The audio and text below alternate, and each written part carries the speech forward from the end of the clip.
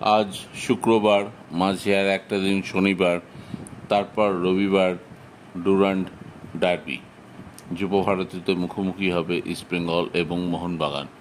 তার আগে ইস্টবেঙ্গল শিবিরের জন্য একটা চিন্তার খবর এলো আজ সন্ধ্যাবেলায়।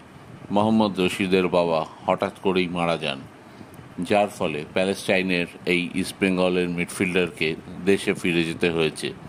তবে সেটা প্যালেস্টাইন না অন্য দেশে তার বাবা থাকতেন সেটা পরিষ্কার নয়, কারণ ইসরায়েলি হামলায় প্যালেস্টাইনের অবস্থা এখন ভালো নয়। তো সেই দেশেই গেছেন না, রশিদ অন্য দেশে যেখানে তার বাবা থাকতেন সেখানে গেছেন সেটা জানা যায়নি। তবে মোটামুটি তিনি নেই, তিনি রাতের ফ্লাইটে ফিরে গেছেন, এটাই হচ্ছে মোদ্দা কথা। মাঝে আর একটা দিন শনিবার, রশিদ ফিরবেন কিনা জানা নেই, বা ফিরেই তিনি ডার্বি ম্যাচে নামবেন কিনা পরিষ্কার নয়। হয়তো নেমেও যেতে পারেন, কিন্তু এটা একটা হঠাৎ করেই তৈরি হওয়া ইমার্জেন্সি, কারোর কিছু করার নেই। শেষ পর্যন্ত যদি তাকে পাওয়া না যায় তবে মাঝমাঠে সৌভিক চক্রবর্তী এবং জিকসন সিংকে বাড়তি দায়িত্ব নিতে হবে।